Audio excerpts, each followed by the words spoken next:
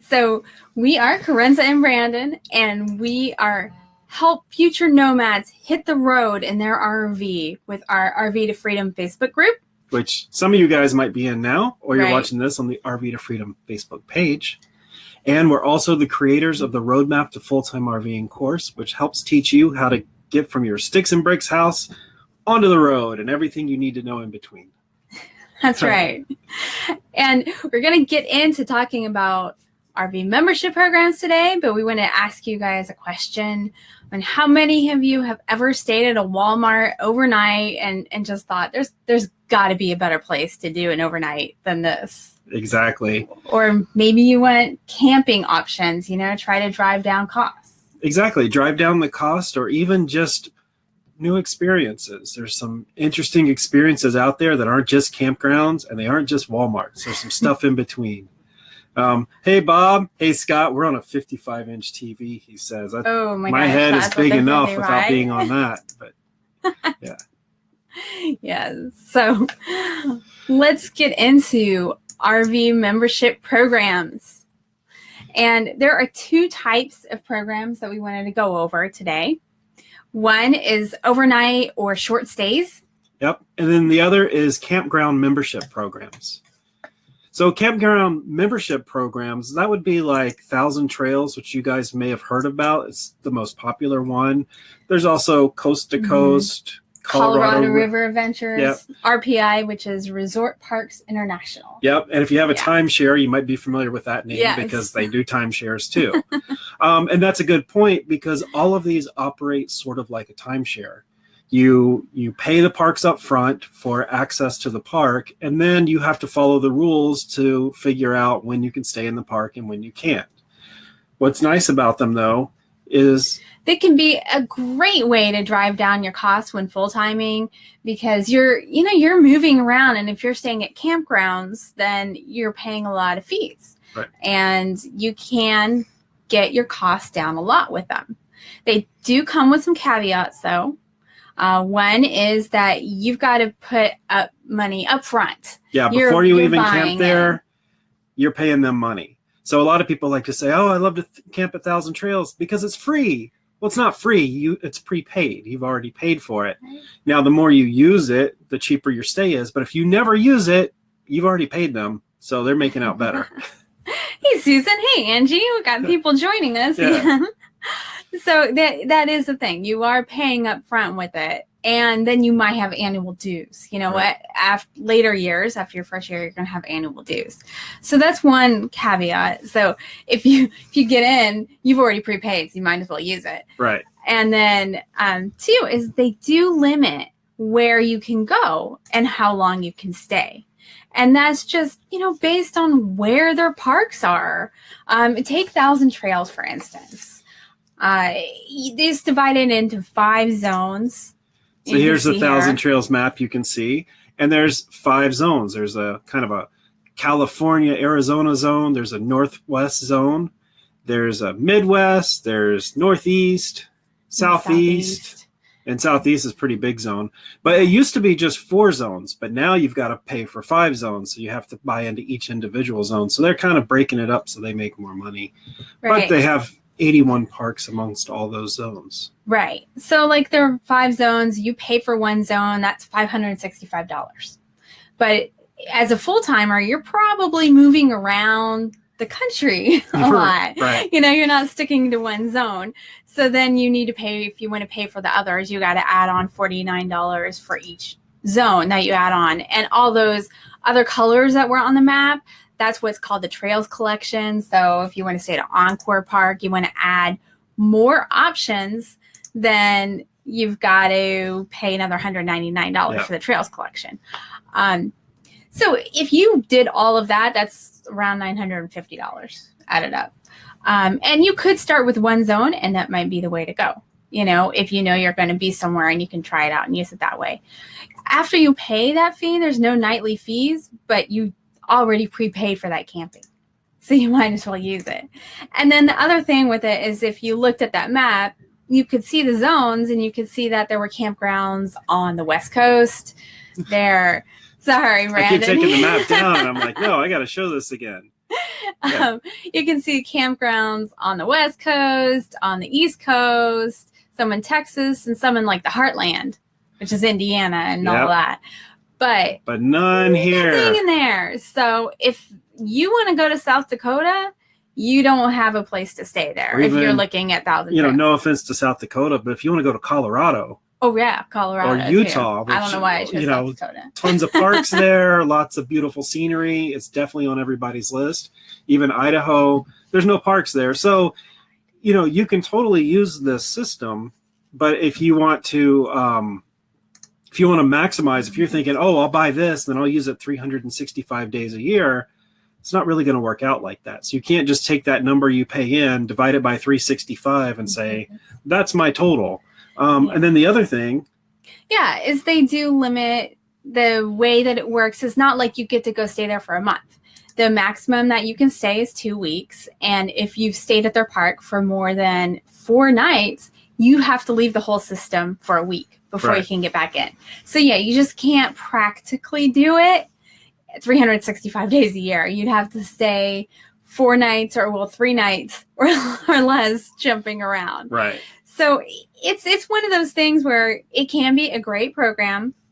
If you maximize your use, you can drive your costs down a lot. And there are people who love it, but there are people who just can't get their use out of it too. So you have to know how you can. Yeah. And the other thing to know about Thousand Trails, and you'll hear it online, is there are some nice parks, but there's a lot of old parks that haven't been kept up. Maybe not exactly what you were thinking of when you decided you wanted a full-time. So one of the things is you don't have to buy into this to try it. You can pay as a regular paying person and try out the park and try out a few of them and see if you like it. I mean, we've been in 1,000 trails where we couldn't put one of our slides out because we were banged up next to somebody.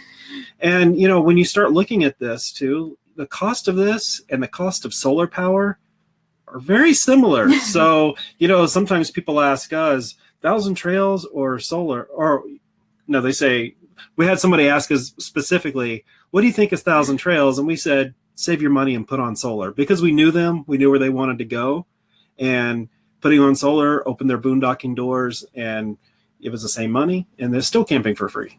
Right. Yeah. Right. And really camping for free.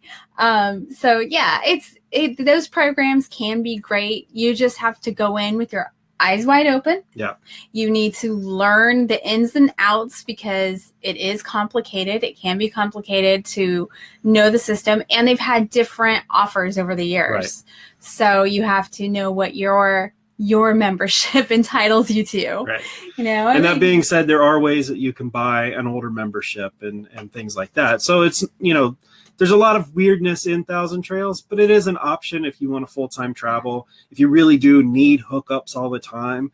But people will find that they don't always need hookups all the time, especially in self-contained RVs. So, right. Yeah. Right. And there are the other programs, and they don't all work like this. This is 1,000 Trails, for example. Because we went into, it's the most popular one and the one you hear about all the time. But there's the coast to coast, and they have a little bit different. Some of them have home parks where that's your home park. And with the other ones, Colorado River Adventures and RPI, and they all have their different things.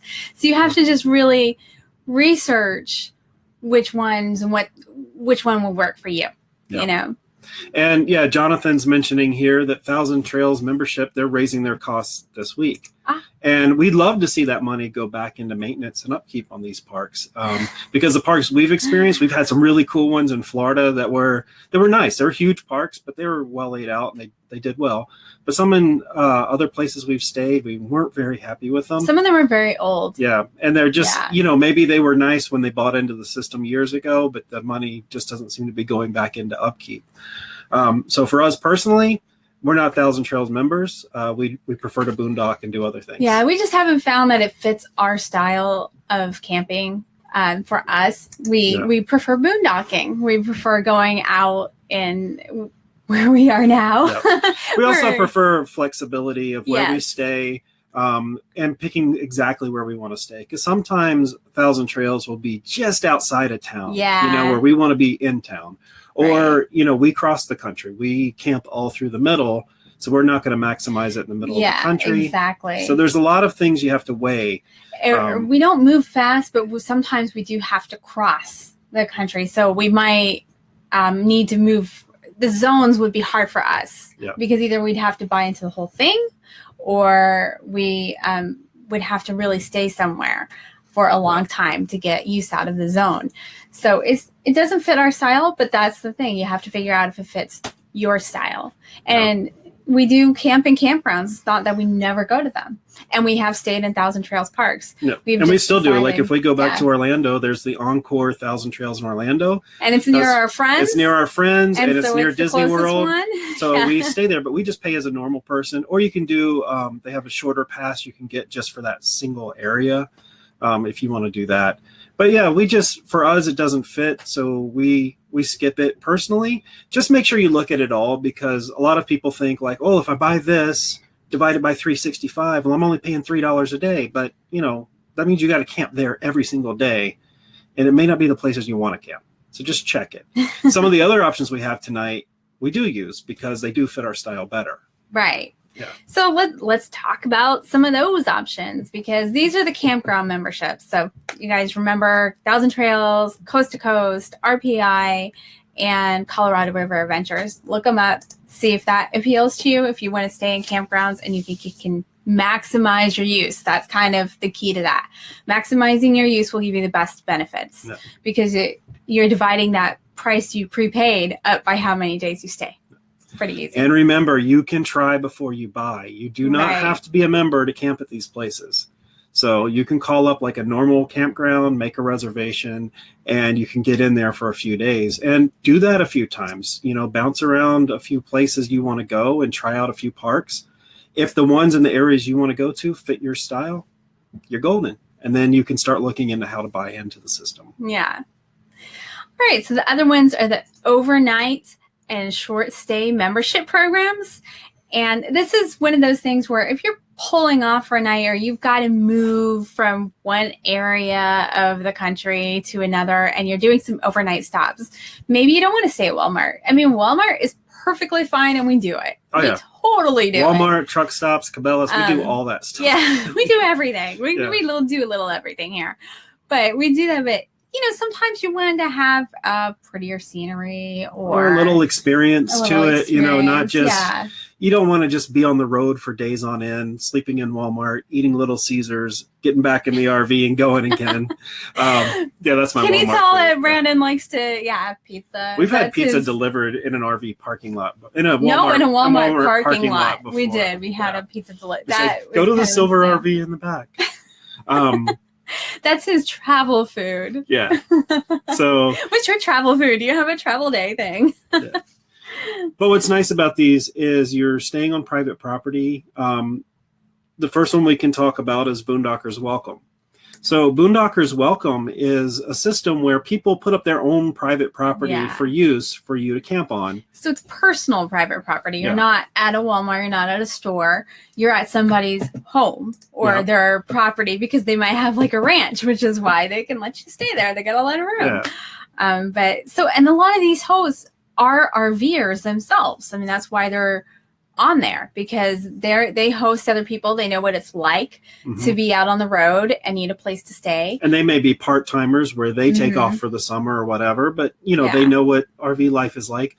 Sometimes they'll have electric hookups because they get it. A lot of times they have water. Right. Sometimes if you're super lucky, they'll even have sewer. It's really, it comes down to what they've put in, but it's a pretty interesting system because you interact with these people, and it's a little bit more social than just a Walmart where you just kind of pull up and then street sweepers are buzzing by you at night. Right. It's going to be quieter, hopefully, unless they are in a really crazy neighborhood. But it is a personal property, and it's a little different, than your typical stays. And the other thing with them is the person decides how long you can stay.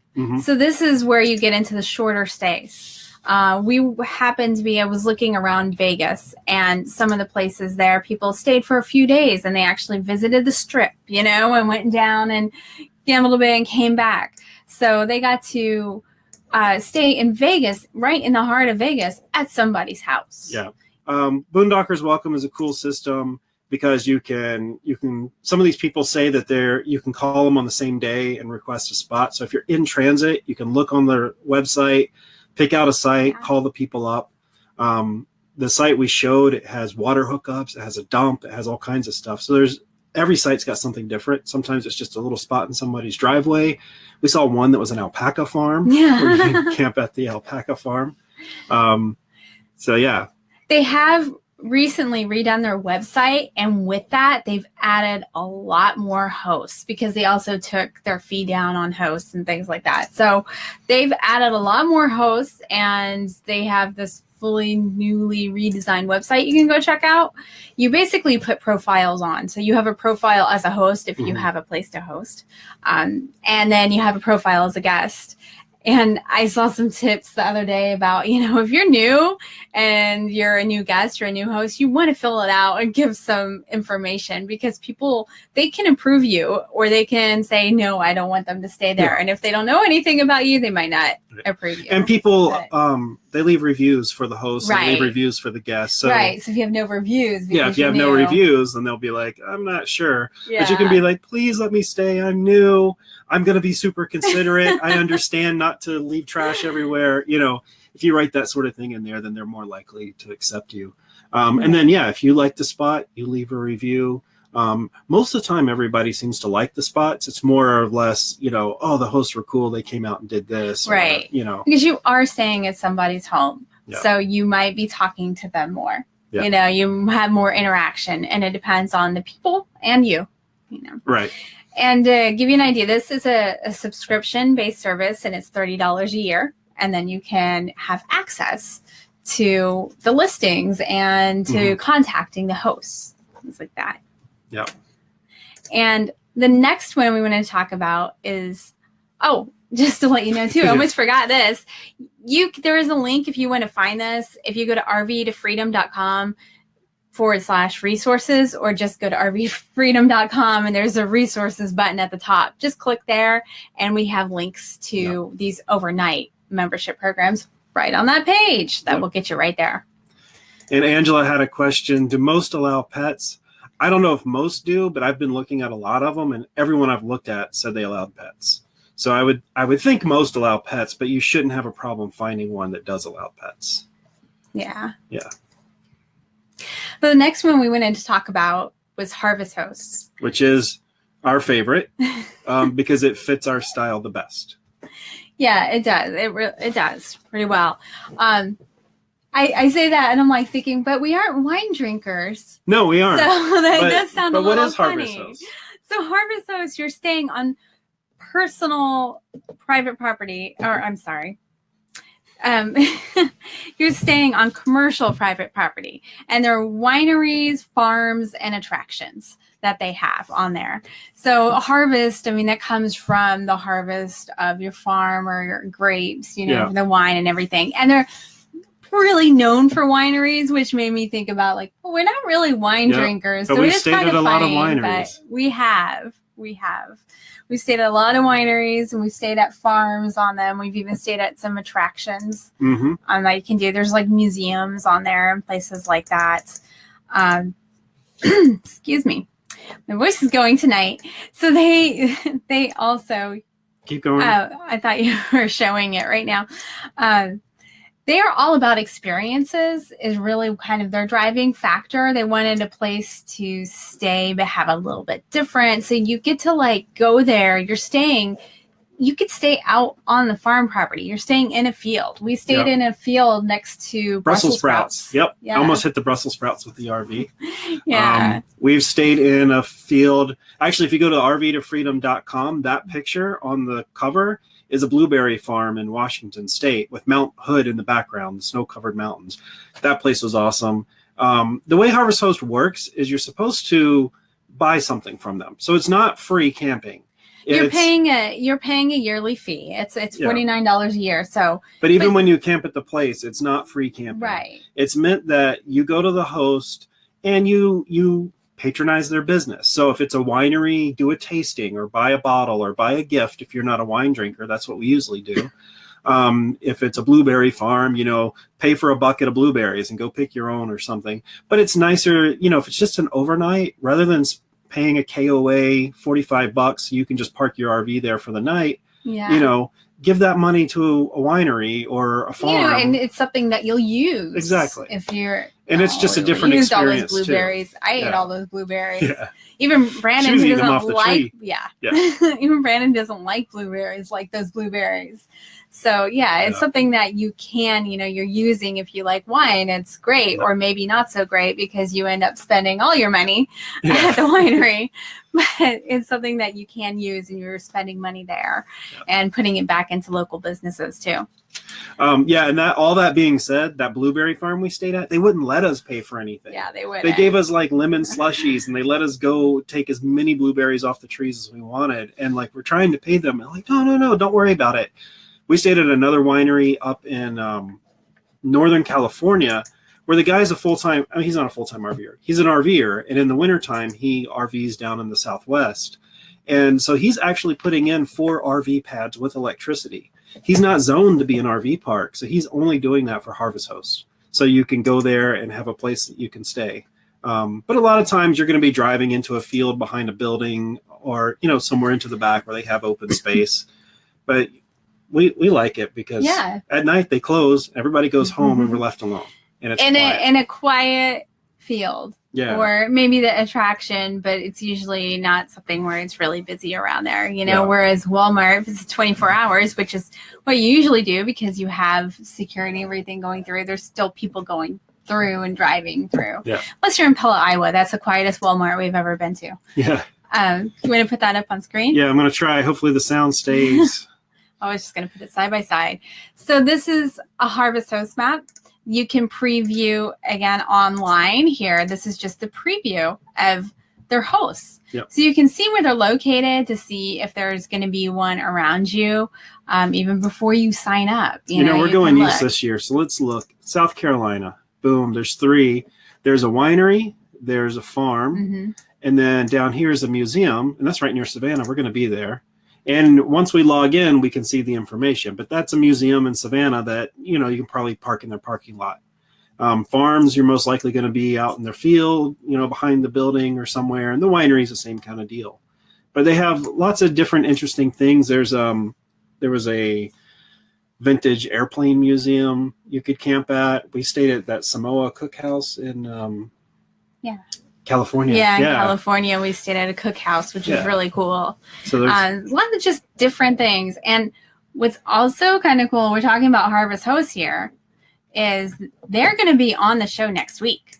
Yeah, so they can tell you some of the history and where they came from. And, hey, there's our names. Sorry. They'll tell you some of the histories, how it's grown, what they're adding, all the cool. We'll talk about it a little more in depth then, because they're going to be here. Why not? They can tell us all about it. Yeah. And all about how they love the experience of this and why they even started it, because that's really what it's about for them. The last one we wanted to talk about was RV Golf Club. And this is similar in concept to Harvest Hosts. But instead of being wineries and farms, you probably guessed, it's golf courses. Right. So they have golf courses. I think they have some resorts, too, that are on there. And the guy who started that, I guess he used to work in the golf industry. And he decided that instead of some of these overnight stays like he was doing at Walmart, he thought, why not just park at the golf courses? Because they close for the night, too. Exactly. And they could do that. So this is their map showing where they have golf courses all over the country. So we have friends that are very avid golfers, and they take advantage of this and, stay at them occasionally. And again, it's the same deal. You're supposed to go play around, visit the store, do something. It's not supposed to be just a free bounce in and leave like a Walmart is. It's really, you're supposed to patronize the place. They often offer discounts for golfers, to play a game, because you're staying there. So it can be a way to save if you're golfing across the country anyway. Yeah. So you're patronizing it, but they're giving you a discount. I'm not saying everywhere, because it was just many of them do, is what they say. But yeah, they have restaurants in most of the clubhouses and things like that. So there's different things that you can do in the stores and all of that. And so it's just kind of a different thing. And if you enjoy golf courses and that type of look, you get to idea. You might be looking at a golf course instead of looking at a Walmart. Right. And I'm not trying to pick on Walmart. It's the common one to overnight. Well, Walmart, the thing with Walmart's easier. They're going to be near the highway. They're going to be easy in and outs. A Harvest Host or a golf course, they're not usually right next to the highway. You're going to have to drive into town a little bit. So it's a little bit more of, it's an experience. You're staying there because you want to see the place. You're not just staying there because you're tired and you need to get off the road. And then 7 in the morning, you're going to pick up and go again. Yeah. I mean, they're a little bit more experienced things. So you don't necessarily have to do a lot of planning with that, but you have to think about, okay, I want to stop here for the night rather than I'm going to pull in really late to a Walmart. Gwen, yes, you can see the Harvest Host without joining first. You can see their map that we had up before, and the RV Golf Club, you can see their map also. Now with Harvest Host, you can see the map and you can click in and you can see that there is a museum here, there is a winery, there is a farm, but it's not going to tell you the name of those. Yeah, because they're keeping that for their membership. Right. Whereas Boondockers Welcome does show you a little bit more information about the spot before you get into it. But that's because it's a personal thing, so they can show a little bit more. You're not going to look this place up online. Exactly. Where, a commercial property, if you knew where it was, you could look it up and just call and ask. Yeah. So the Harvest Host and RV Golf Club, they protect that part of it until you're a member. Yeah. But if you plan to use it, a few times, so the RV Golf Club's a little more expensive. Harvest Host is $49 a year to start. RV Golf Club's $99 a year. But if you do plan to stay a few nights, it's staying a few nights at a campground, Yeah. And when we were in upstate New York, we used Harvest Host and we kind of went from Harvest Host to Harvest Host. Yeah, we did. It was really nice. And, we're going to get really in depth on Harvest Host next week. But in general, Harvest Host is supposed to be one night at a time. Right. Whereas Boondockers Welcome, you can do multiple nights at a time. If the host allows that. So that is something you have to think about with Harvest Host. It is kind of a one night stop, but come in early, enjoy it a little bit, stay a little bit into the day. Have a little wine for happy hour, relax after a day of driving. That type of thing. They'll often tell you maybe a good restaurant in town and what's around. And again, have been very friendly. Yeah, that blueberry farm we were at, they would have grilled out with us right outside if we wanted to, because they were talking about it. They had a swimming pool too. We probably could have used if we wanted to. Right. That's a really unusual one. But the hosts have all been very friendly, and we've enjoyed every stay we've stayed at. There was one that we didn't like, but it was no problem of the host at all. No. It was just a brewery and a gravel lot, and someone in the lot did a donut and sprayed a little gravel at us that we didn't enjoy, but they've paved that lot and that place is no longer on Harvest Host. So problem solved. We just moved to the back too because it was freshly graveled. Yeah. So there was a lot in there. But wineries get a different crowd than breweries. Susan had a question, and I believe it was related to Boondockers Welcome. Are there any on the East Coast? And yes, there are. There's a ton of them in Florida. Actually, a few of our members in the RV to Freedom group, I know, are Boondockers Welcome hosts. So except for they're selling their house and now they're going to go live full time, so they won't be anymore. But they were. So yeah, there are Boondockers Welcome hosts all over. I mean, if you have private property and you're allowed to have RVs parked there, you can sign up and become a host. So it's just like that. So it's everywhere. Yes, yeah. All of these places, all of these overnight places, let me clarify that, have places all over. They have hosts all over the country. And you're going to find pockets where there's not, like in certain areas in certain states, because it's not like they have one in every city. It's not that type of thing, because it's just wherever they can get hosts to sign up. Right. But they do have a good cross section. Where the campground memberships, you need to look at their maps because they're different. Like we showed the 1,000 Trails, there's a big kind of spot in the middle where they don't have it. But that's because they're building those campgrounds or buying campgrounds to put into their zones. Yeah. So this is a little different with the host. It's easier to find people all across the country that will accept RVers. Yeah, and if you know somebody that has a property that could be a host, I mean, you could tell them, hey, you should be a host for RVers and go sign up with Harvest Host, or, or be a Boondockers Welcome host. That way there's more places to camp. But they're all really nice options just to mix it up. Yeah. Like we do Walmarts, we do Cabela's, we do truck stops if we can't find those. We can go to casinos. Yeah, we'll do whatever we need to do to get where we need to go. But sometimes it's nice being like, there's a Harvest Host here. I'd rather stay at a Harvest Host than a Walmart. And it'll be a little more peaceful, because I've been on the road and I'm tired of looking at people and cars and stuff. Or I want to go to Boondockers Welcome and hang for 3 or 4 days and not book a campground and not pay a campground. Right. Or you might be able to find a better location than the campgrounds that is offered in the area. Yeah. Sometimes you could get more into town. Yeah.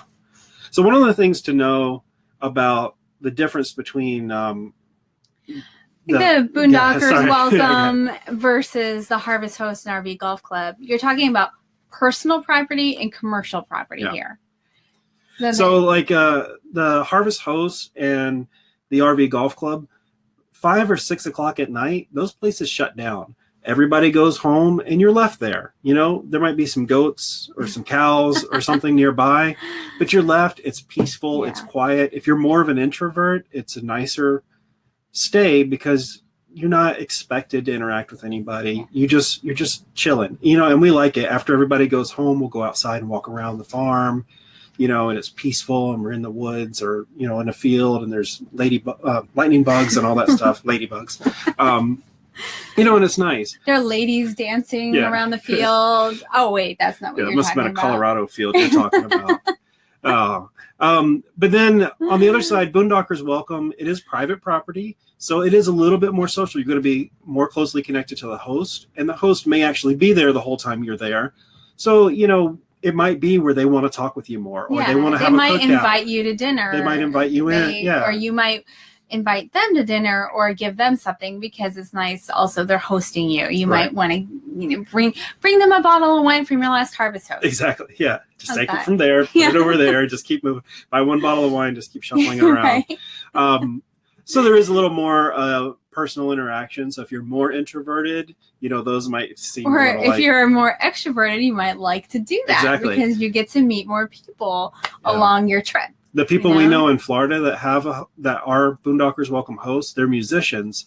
And so if you're a musician, you roll in with them, then you can have a jam session outside, and that's what's cool about it is you're not just camping, you're interacting with people or you're taking in a new experience, which is why we get on the road is to go see things. And, Walmart parking lots all look the same after a while. So it's just nice way to mix it up. Yeah, it definitely is. Yeah. Oh, look, we got the comment bar back. Why don't we put this in here? All right. You keep talking about that. I'm going to put the resources link right in here so you guys can get to this easily. Yeah, if you guys have any questions about the systems, throw them up here and we'll answer them as best we can. And, you should give them a try. There are nice ways to mix up stays where you're not always staying in campgrounds. Campgrounds are nice too, but, campgrounds, you got to make reservations in advance. You got to make a plan of where you're going to be. This is a little better if you like to use Jello plans, as we call it, where you're just, hey, let's go that way for a while. And I'm tired. We need to stop somewhere. Krenza gets on the iPad and starts looking up hosts and, hey, there's a Harvest Host nearby. Or there's a Boondockers Welcome nearby. Some of those you do need to call ahead. Yeah. You want to honor their time. So don't call them at 4:50 at night and say, hey, we're pulling in 10 minutes. But, if you're going that way, you can call a Harvest Host in the morning and say you're going to be there in the afternoon. And that's been fine most of the time. Oh, Susan, I did ask if you can run your generator at these places. And most of them you definitely can. There are cases where, Boondockers Welcome, you're in somebody's home Yeah. space. But all the So Boondockers they're- Welcome listings tell you if you can Yeah. or not. They'll tell you if yes or no. A lot of times it's just like normal life. It's like, yes, you can during the day, but don't run it at night because it's annoying. Right, right. But like the Harvest Hosts, a lot of those are going to be commercial properties. No one there is going to hear it after Yeah. they close. Except there are some, because you are talking about farms. Sometimes there's a farmhouse nearby. Mhm. So you're actually staying on their personal property too. So you want to ask and just be considerate of it. Yeah, always ask. Another thing that can come into effect, especially in California or in fire-prone areas, you may be parked in a field. There may be tall grasses around. They may not want you to run your generator because of fire danger, because you could throw a spark from your exhaust and set off a fire. So Right. Yeah, you have to. Yeah. Yes, just thought about that place in Washington. We did see a fire happening out in the distance. Yeah, that was at a Harvest Host. We saw a forest fire. Yeah. We called the police and they said they knew about it and they were working on it. There was no danger to us. We were okay, but it was kind of crazy. But it's very dry. It was very dry up there. So Jonathan did ask about, since they're non-drinkers, if there were a number of Harvest Hosts that for non-alcoholic ones. And yes, there's definitely more wineries than anything else, I'd say, because that's just a big thing. But there are a lot of other options because we're not really big drinkers. Like I said, we don't drink wine, and we don't drink beer either. So even at that brewery, and there's no tequila factories on Harvest Host, right? That we know of. That we know of. Maybe there are, but they're going to be in find Mexico because that's where tequila comes from. So unless I haven't not looked for that I bourbon, want a tequila factory either. Yeah, to look for bourbon, but yeah. But even at the wineries, you don't have to drink the wine. You know, a lot of times they're going to have local gifts. They'll have like honey, they'll have chocolate, they'll have all those things that are around wine. You know, the foods, they'll have breads and cheeses and things like that. So you can patronize. And it what we've done too is like and we have a family. A lot of my family doesn't drink wine either, but we have a couple people in his family who do. So we buy them gifts sometimes, or for other RVers or things like that. So we'll buy a bottle then. Yeah. But yeah, because we're not really wine drinkers and we're not beer drinkers. So at the brewery, it was a restaurant too. So we just ate. Yeah, we just ate at the brewery. And, no one's like, oh, well, they didn't buy $30 of stuff. One time we went to a farm that we wanted to stay at. I expected a lot more vegetables. Yes. And things. And we went in and we looked around. There was like, it wasn't really anything for us. So we bought like a $2 loaf of bread, and that's what we bought. I mean, that's what they had, and that's what we wanted. So we're not going to just throw money. Because we wanted to give back to them, but we also didn't. We're in an RV. We're not buying things that we don't need. Yeah. So I can't keep all the food stuff. That doesn't make sense. Yeah. So I didn't need any jams or jellies at that point. So. And even if you stay at a place and like you're just not finding anything you want, offer them $15 or something for their hospitality, and I'm sure they'll say, no, we don't need that, don't worry about it. But you can work it out. You don't have to go in and drink at all these places, and most of the places, we call them up like, oh, okay, yeah, just park in the back when you get here, and that's pretty much all of your interaction with them. They're not like, okay, make sure you come in and sign up for a thing and buy some stuff. Yeah, I mean, you're supposed to give your Harvest Host number and everything to them. But yeah, it's very easy. And there's a lot of farms. We always try to seek out the farms and the attractions since we don't drink wine and beer. That farm with the goat cheese, that was a Harvest Host, wasn't it? Yeah, that was good. That is the a lot best of cheese, goat cheese ever. We can't tell you where it is because you got to be a member to know where the places are. But it was in the Northeast up in New York or Vermont, somewhere up there. I'm probably in Colorado. Yeah, it was in Colorado. The Northeast from where I'm sitting, I guess. I have no sense of direction. Don't listen to me. He's not the navigator in this. No, I drive the RV and I go where the nice lady tells me. Right, but that was the best goat cheese ever. Yeah. But there's definitely some options there that aren't alcoholic. Yeah. Angela had a question about Corps of Engineer parks and lodge parks. Are they membership based? The Corps of Engineer parks, anybody can just roll up. I mean, you might need to make a reservation, but anybody can camp at a Corps of Engineer. There's no sort of membership. Now, lodges, if you're talking about like Elks Lodge and Moose Lodge, then yes, you do need to be a member of them. But then if you are a member of those, then yes, they have a lot of them have camping areas, especially the Elks. They even have a website you can go to, and it tells you, well, this one's got a dirt lot, this one's got hookups, this one's got full hookups. Right, because it can range. Yeah. But you do need to be a member.